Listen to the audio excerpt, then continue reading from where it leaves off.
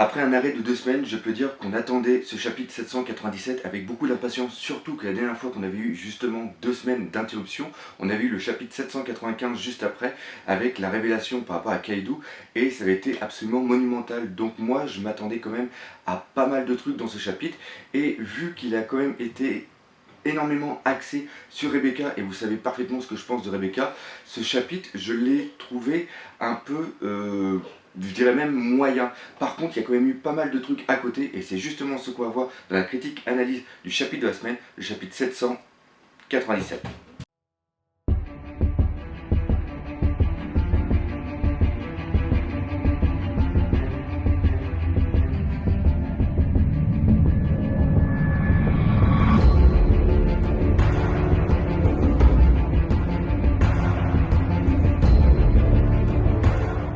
Alors oui, c'est sûr, là on arrive sur la fin de l'arc, il faut absolument que toutes les intrigues, je dirais secondaires, soient résolues, et Rebecca en faisait partie par rapport aux personnages secondaires qui étaient vraiment présents tout au long de l'arc Dressrosa. C'est sûr qu'on devait avoir un final avec elle.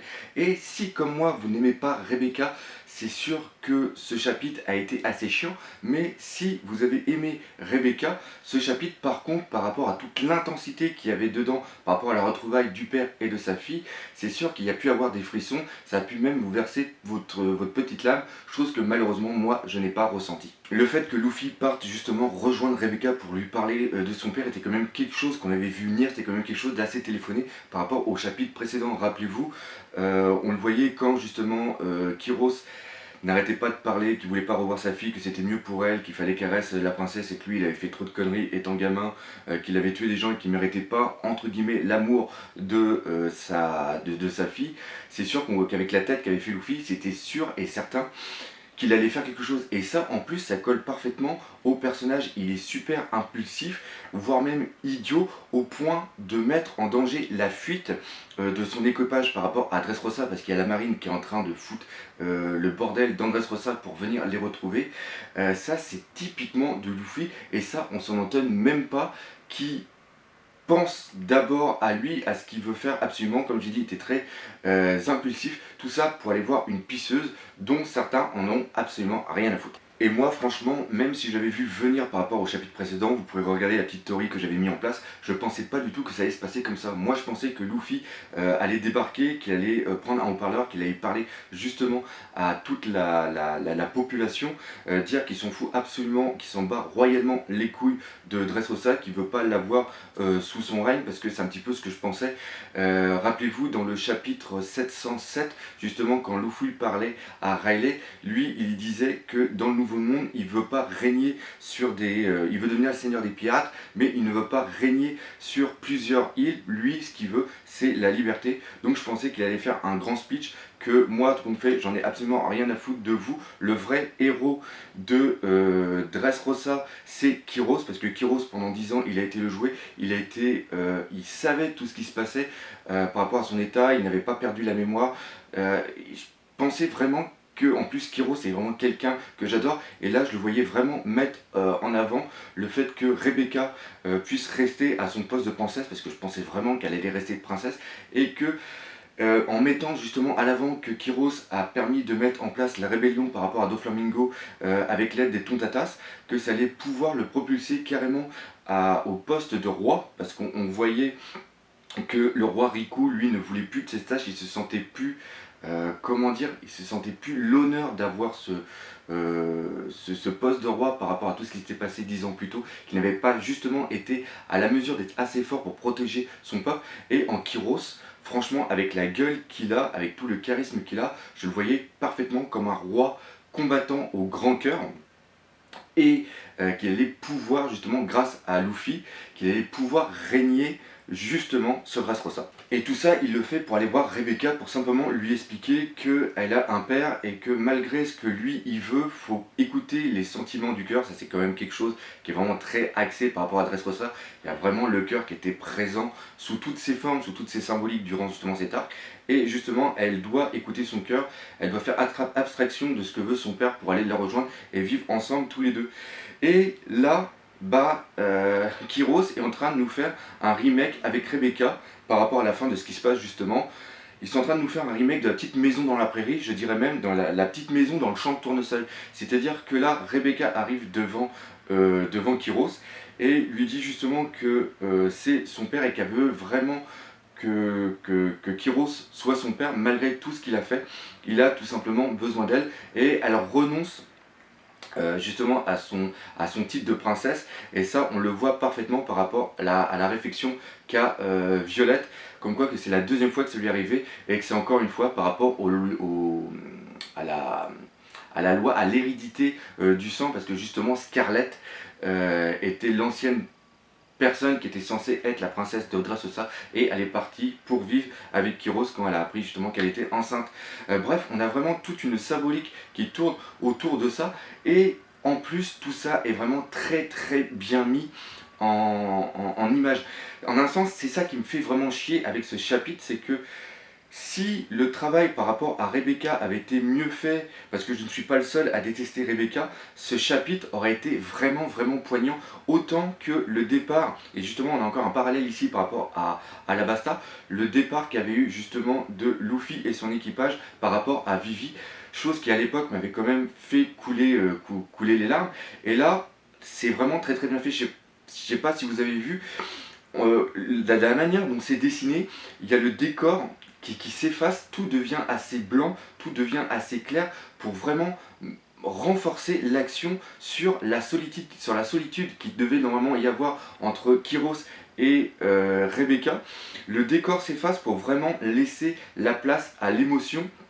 Et j'ai trouvé ça vraiment très très beau au niveau du dessin. Ça m'a fait penser justement que Ichiro Oda utilise souvent cette technique pour vraiment accentuer le passage. Rappelez-vous quand justement Barbe Noire, la première rencontre qu'il y a Barbe Noire avec l'équipage, quand il dit tout le monde doit écouter ses rêves, tout le monde doit aller au bout de ses rêves, et là encore une fois ils sont dans la ville de Jaya et la ville disparaît totalement pour vraiment mettre place sur, d'un côté, et en plus c'était sur une double page, d'un côté Barbe Noire et l'autre côté l'équipage, et là on retrouve ceci dans cet effacement de décor. C'est vraiment très très beau, c'est vraiment très très poétique, et en un sens ça a dû rendre, ça a dû faire plaisir, ça a dû foutre la chair de poule à plusieurs personnes qui aiment Rebecca, à juste titre. On peut aimer, c'est parce que moi je déteste Rebecca que les autres doivent détester Rebecca, mais moi je regrette en un sens de ne pas être parti justement dans ce trip de cette personne. Je pense même que si elle avait eu des nibards un peu moins grands, je l'aurais moins vu comme une preuve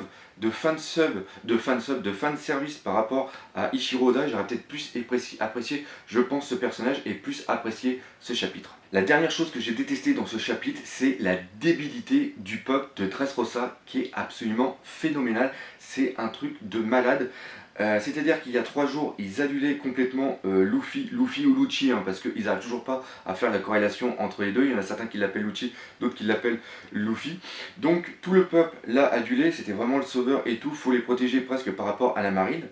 Et là maintenant, ils s'imaginent que Luffy est en train à piquer Rebecca pour demander une rançon, chose qui est complètement débile parce que la ville est complètement détruite, les caisses du royaume, c'était Doflamingo qui l'avait, donc ça a été complètement pillé, et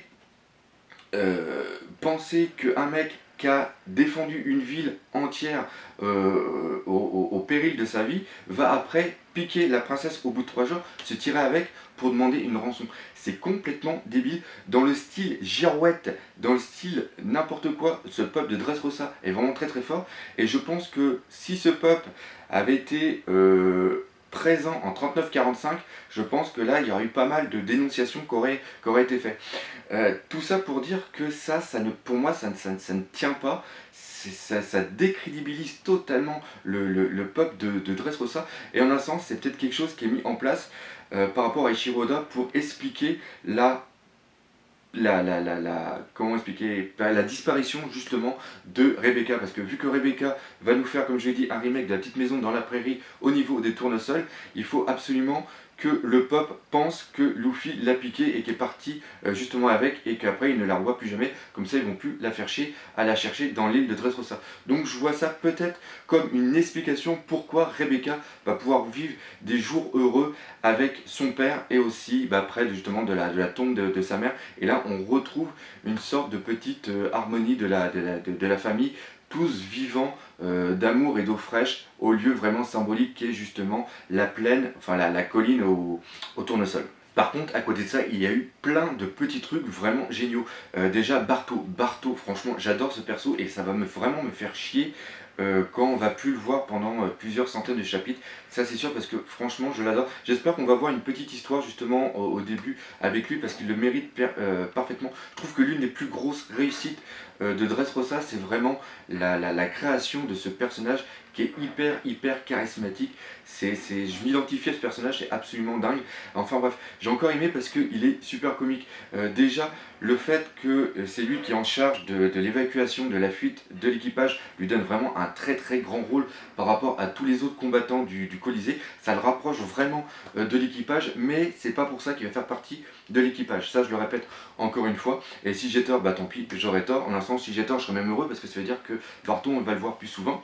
Et le fait de le voir avec le petit drapeau dans le genre suivez-moi, ça m'a fait parfaitement penser, je sais pas si vous vous rappelez, je sais pas si vous voyez des fois les touristes japonais ou les touristes chinois où il y a toujours le guide qui est là avec une sorte de parapluie ou une sorte de panneau avec marqué je suis ici, suivez-moi. Et là c'est exactement pareil, c'est-à-dire que les mecs ils sont en fuite et puis là il y a le drapeau comme si ils faisaient une visite guidée de Dressrosa. Ça j'ai vraiment adoré. Le fait aussi que à un moment au tout départ ils partent tous direction de plein ouest et que Zoro parte plein sud, ça c'est un gag, mais putain on l'a tout le temps ce gag avec Zoro, mais tout le temps on est pété de rire. C'est ça franchement que j'adore. Et que là t'as justement Barto qui dit non, c'est là par là c'est le sud, faut qu'on aille plein ouest, mais ça n'empêche pas que tu es quand même super classe. Et ça c'est du fanboy, c'est du fanboy, du fanboy, je sais pas comment on pourrait dire, du fanboyisme. Ouais, on peut dire ça, allez j'invente des mots, c'est du fanboyisme fois 100 000, c'est quelque chose qui est vraiment génial par rapport à Barto. Et il y a tout plein de petits passages comme ça qui sont vraiment excellents. Voir aussi la présence d'un dernier, comme j'avais dit, Baroud d'honneur par rapport à l'équipage, enfin aux combattants du Colisée, avec justement Jet et je vais y arriver, Abdullah, qui répondent justement à Basti que je suis content qui est revenu. D'ailleurs Basti, vous avez vu, il a changé son masque vu qu'il avait été pété par Sabo.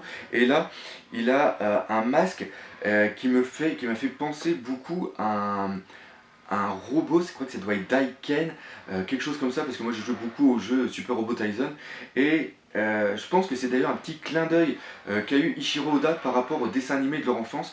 Ce dessin animé là est sorti en même temps que Goldorak et compagnie, c'est-à-dire, putain ils sont en train de faire les travaux dehors, c'est complètement dingue. C'était des dessins animés du style de robots, style Gonagai pour ceux qui connaissent. Et je pense que dans One Piece, on a toujours plein de petits clins d'œil par rapport à des faits marquants, des faits, des choses qui ont marqué justement Ishiroda par rapport à sa jeunesse. Et j'ai trouvé le parallèle entre les deux vraiment présent pour être signalé. Donc ça c'était un petit truc. Donc oui.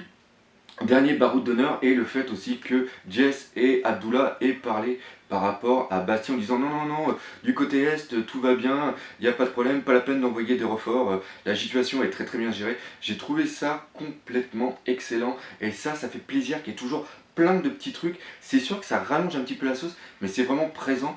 Et la dernière chose, c'est Baby Five qui est vraiment bien maintenant dans le groupe.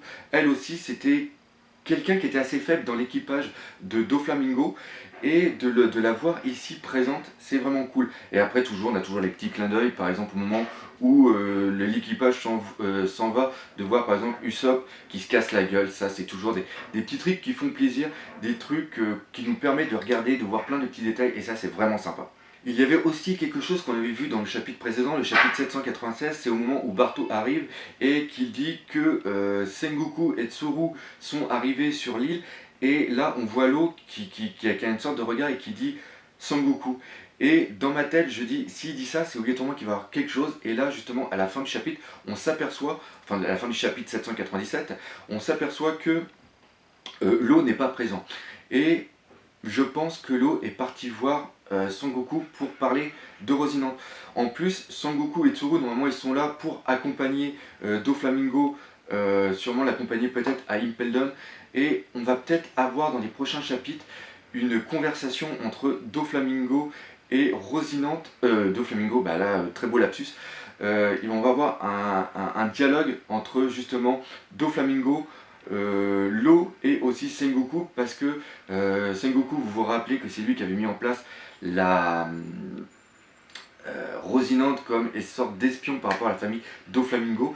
Et je pense qu'il peut y avoir un très très beau dialogue, aussi peut-être un beau flashback, parce que au moment où Law est gamin et qu'il s'enfuit de l'île, on ne sait pas ce qu'il est devenu, on ne sait pas ce qui s'est passé, et peut-être que peut-être qu'il a peut-être rejoint la marine Son Goku, il s'est peut-être passé quelque chose, on ne sait pas, il y a peut-être quelque chose à travailler là-dessus qui pourrait être vraiment pas mal et qui pourrait vraiment surprendre, on pourrait peut-être avoir pas mal de révélations, et connaissant Ichiro Oda, il n'a rien laissé au hasard. Le fait que Law ne soit pas présent ici et le fait qu'on ait eu le chapitre précédent une interrogation par rapport à Sengoku va apporter quelque chose de très important dans les futurs chapitres. De parler de Sengoku va me permettre de faire une transition par rapport à la marine, car il y a justement un passage pour moi qui est vraiment très important. D'ailleurs, vous remarquerez qu'il y a des plans dans mes vidéos, c'est quand même quelque chose que je travaille.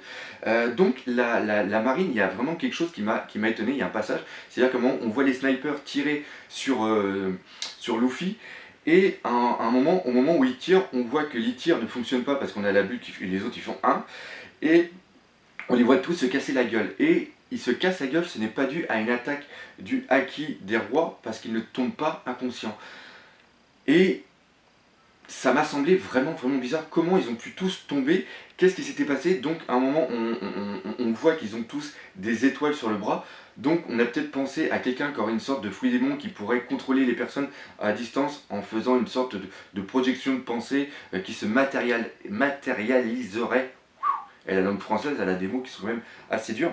Bref, un truc qui se matérialiserait, et putain je leur dis encore comme une fois, je suis vraiment idiot. Enfin, bref, il pourrait créer un truc sur le bras qui permettrait d'avoir un contrôle des personnes et les empêcher de tirer et les foutre au sol. Mais j'ai trouvé ça vraiment trop cheaté, et qui pourrait avoir ce pouvoir sur l'île de Dressrosa et qu'on n'aurait pas encore vu au préalable. Et j'ai repris le chapitre précédent, et là il y a quelque chose qui est apparu. À un moment, il y a Kiros qui parle à Léo en lui disant « Est-ce que tu as fait ce que je t'ai demandé ?» Et Léo répond que oui, et au même moment, on voit justement l'escouade des snipers qui passent derrière. Vous les reconnaîtrez, la plupart ont des fusils et aussi des capes, et c'est exactement ce qu'on voit par rapport à certains snipers au moment où ils tirent. Et je pense que Kiros, en prévoyant un petit peu le départ et peut-être le retournement de veste par rapport à la marine, il a peut-être demandé à Léo de changer toutes les munitions des balles de la marine en mettant des balles à blanc. C'est pour ça justement qu'on les voit tirer et qu'il y a bien une fumée qui part, mais qu'il n'y a aucun projectile qui part. Donc ça peut s'expliquer comme ça. Et deuxièmement, on sait que les tontatas peuvent devenir invisibles par rapport à leur vitesse et qu'ils ont une très grosse patasse.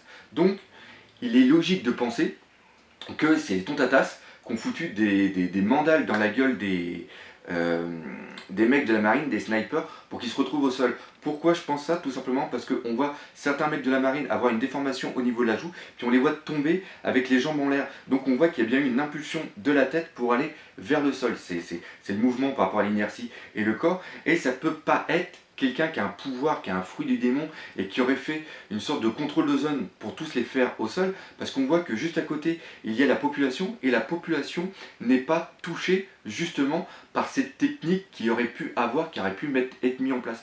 Donc la solution la plus logique, et c'est souvent ce qu'on pense, c'est-à-dire que quand tu vois quelque chose, choisis la solution la plus logique, c'est sûrement celle qui a le plus de possibilités d'être réalisable, d'être juste. Donc ça doit être les tontatas qui ont tout simplement mis en échec les squads des snipers. Et le final, avec l'arrivée justement de Fujitora, annonce vraiment quelque chose de grandiose. Grandiose entre guillemets, parce qu'avec Fujitora, c'est vraiment ça qui est dingue avec lui, c'est que des fois on finit des chapitres avec lui et on se dit putain il va faire un truc de malade, et le chapitre suivant c'est carrément l'inverse qui se passe ou quoi que ce soit. Ce personnage joue vraiment sur le suspense, on ne sait jamais ce qu'il va faire. En plus la tête de Barto, encore une fois, qui est vraiment géniale quand il voit l'arrivée de Fujitora, est vraiment dingue. Alors par contre Fujitora, comment pouvoir gérer cette menace, parce que c'est quand même un amiral et il a une putain de patate, il a un putain de pouvoir. Il y a plusieurs solutions selon moi. Premièrement, il pourrait y avoir un duel entre Fujitora et un duo Luffy-Zoro. Zoro a déjà tenu tête plusieurs fois à Fujitora, et là on pourrait avoir quelque chose de vraiment génial, avec justement une sorte de barrière qui pourrait être fait pour protéger le restant de l'équipage et qui puisse préparer le bateau pour qu'il puisse partir. Et là franchement ça peut donner quelque chose de super épique. Si Ichiro Oda veut nous terminer l'arc Dressrosa avec un super battle et nous montrer vraiment toute la puissance de Fujitora, encore une fois, Fujitora, on a vu que 1/10 de sa force, et je pense qu'avec son pouvoir, avec son fruit du démon, il y a un truc vraiment badass, vraiment génial à faire. Après, il peut se passer, je dirais, un événement perturbateur extérieur. Qu'est-ce qu'il peut y avoir? Premièrement, arrivée du CP0, comme j'avais dit la dernière fois, qui vient chercher, par rapport qu'ils ont fait demi-tour pour venir chercher qui? Pour venir chercher les révolutionnaires, ou même pour venir chercher Doflamingo. Et là on pourra avoir une confrontation au niveau des mentalités entre la marine qui veut prendre Doflamingo et le ramener à Impeldon, et le CP0 qui eux travaillent pour directement les dragons célestes et on n'a absolument rien à foutre du gouvernement mondial et de la marine. Donc ils vont le prendre, ils vont partir, et là Fujitora va dire les gars, c'est pas le moment de me faire chier par rapport à ça, et donc il pourrait y avoir une sorte de confrontation entre les deux. Et après, ce qui pourrait vraiment être génial, mais qui a moins de possibilités, c'est l'arrivée de Kaido, qui vient d'apprendre justement que Doflamingo s'est fait trouver l'anus par l'eau et par Luffy. Donc là il vient sur l'île de Dressrosa récupérer Doflamingo et foutre une sacrée merde. Là ça pourrait être génial. Ou tout simplement l'arrivée de Barbe Noire par rapport au fruit démon qui était censé prendre Burgess, et là ça pourrait faire un truc, mais ça je dirais qu'il y a 5% de chance que ça arrive. Moi je vois plus, franchement, si Kaido pouvait arriver là et foutre une putain de merde, ça pourrait vraiment être excellent. Donc voilà ce qu'il y avait à dire pour ce chapitre, comme je l'ai dit, qui était vraiment axé sur Rebecca. Donc si vous aimez le personnage de Rebecca, vous allez adorer ce chapitre, vous avez adoré ce chapitre. Si comme moi, Rebecca n'est pas spécialement votre tasse de thé, vous avez apprécié moyennement. C'est heureusement qu'il y avait d'autres trucs à côté qui ont un peu relevé pour moi l'intérêt de ce chapitre. Et encore une fois, le fait qu'on ait eu une semaine de pause juste avant, semaine de pause qui n'était pas due à Eiichiro Oda, mais qui était due par rapport à une fête nationale, je crois, un jour férié. Ça a vraiment fait qu'on attendait beaucoup de ce chapitre, et malheureusement il n'était pas à la hauteur de mes attentes. Cette vidéo maintenant est terminée comme d'habitude. 1000 merci à vous, on n'arrête pas, je dirais même presque 10 000 merci à vous, parce qu'on arrive bientôt sur la barre fatidique des 10 000 Nakama, et si on l'atteint, je vous prévois quelque chose pour ça. Comme d'habitude, partagez cette vidéo, parlez-en autour de vous, venez sur le site onepicepassion.com, et nous on se dit à bientôt pour de nouvelles vidéos. Allez, salut!